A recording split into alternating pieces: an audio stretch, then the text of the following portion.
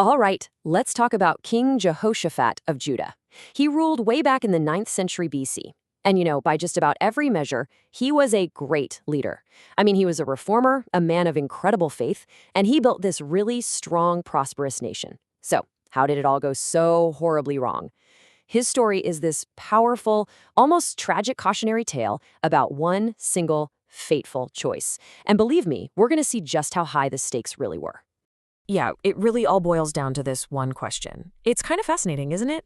We're going to see how just one decision, a decision that probably seemed pretty smart at the time by an otherwise fantastic leader, can just unleash this chain reaction. It's like a domino effect that ripples across generations, threatening to tear down literally everything he worked so hard to build. Okay, so let's set the stage here. We've got Jehoshaphat. He's the son of King Asa, who was also a reformer, so it kind of runs in the family. He takes the throne of Judah, and man, this is a time filled with so much potential. From the get-go, you can tell this is a guy whose heart is in the right place.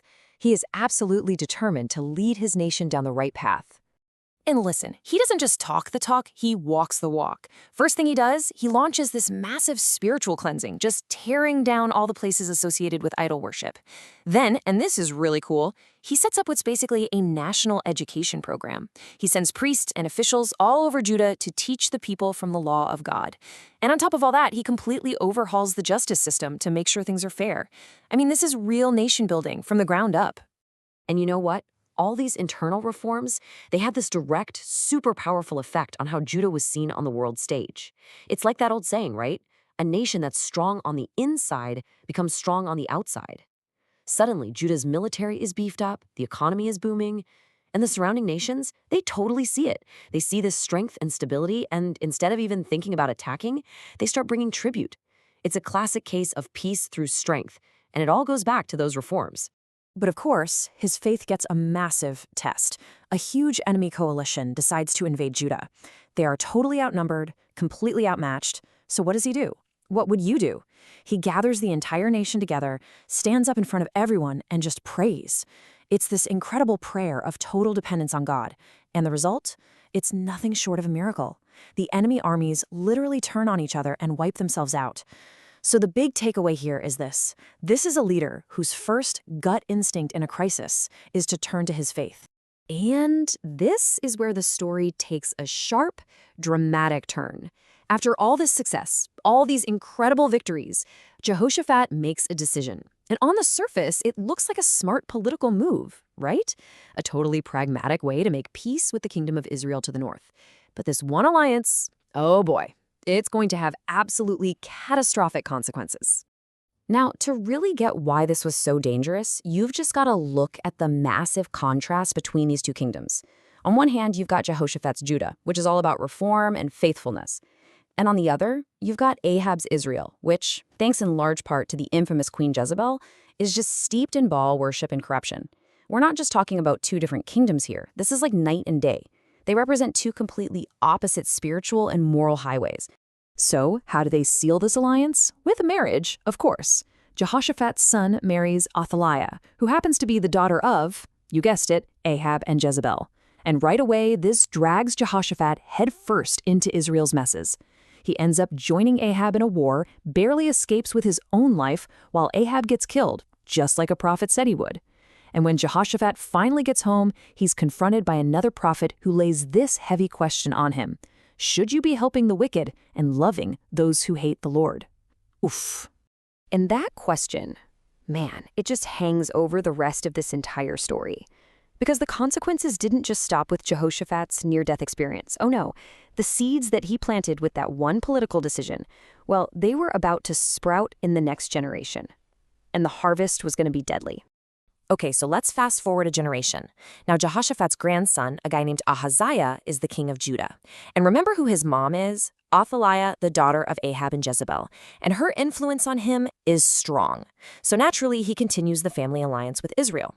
One day, he decides to go visit his uncle, the king of Israel, who's recovering from a battle wound. Sounds innocent enough, right? A simple family visit. But his timing, wow, it could not have been worse. Yeah, the timing was just tragic, because at that exact moment, a commander named Jehu launches this bloody coup to completely wipe out the entire house of Ahab. And since Ahaziah is right there, just hanging out, visiting family, he's seen as guilty by association. He's considered part of that corrupt house, so he gets executed right along with them. That alliance, the one his grandfather forged, it just cost him his life. But the horror, it doesn't even stop there. With King Ahaziah dead, there's now a massive power vacuum in Judah. And who steps in to fill that void? Well, it's one of the most ruthless, terrifying figures in this whole saga. His own mother, Athaliah. What happens next is the ultimate terrible price for Jehoshaphat's compromise. That corrosive influence he let into his family, into the royal line, it was about to erupt like a volcano and consume the entire kingdom. And here it is, the absolute bottom. When Athaliah, the daughter of Ahab and Jezebel, remember, hears that her son, the king, is dead, she doesn't mourn. No, she sees an opportunity. She decides to seize power for herself by systematically murdering every last one of her own grandchildren. I mean, think about that. She tries to wipe out the entire royal line of David. The entire dynasty of David, the line of kings that was promised to last, it's literally hanging by a thread. It comes within a single breath of being completely extinguished. And for 6 long, terrifying years, this usurper queen Athaliah reigns. All the while, the very last surviving royal heir, just a baby boy named Joash, is being hidden away in secret inside the temple. So this brings us all the way back to our central question, doesn't it? How do we make sense of a guy like King Jehoshaphat? On the one hand, he was a great reformer, a man of deep faith. But on the other, his single biggest political decision led directly to absolute ruin. It's just a really, really complicated legacy. I mean, look at the pro column. You've got this incredible list of successes. He built a strong nation, a prosperous nation, an educated nation. He led the people to trust in God and saw them through a crisis that should have destroyed them. By all those measures, you'd have to say he was one of Judah's absolute best kings. But then you have to look at the con column, and you have to put it right next to the pro list. The fallout from that one political alliance is just staggering. He invited pagan influence right into the heart of the royal family. He got his kingdom tangled up in foreign wars, and he set the stage for a bloody coup that nearly annihilated his entire family line. And so, at the end of the day, his story leaves us with this really powerful question. It's almost 3,000 years old, but it feels like it could be from today's headlines. It forces us to ask about the very nature of leadership. Where is that line between a smart political compromise and a moral corruption that rots everything from the inside out? It's a challenge leaders have faced for thousands of years, and it's still so relevant for us today. So I'll leave you with this. Where do you draw the line?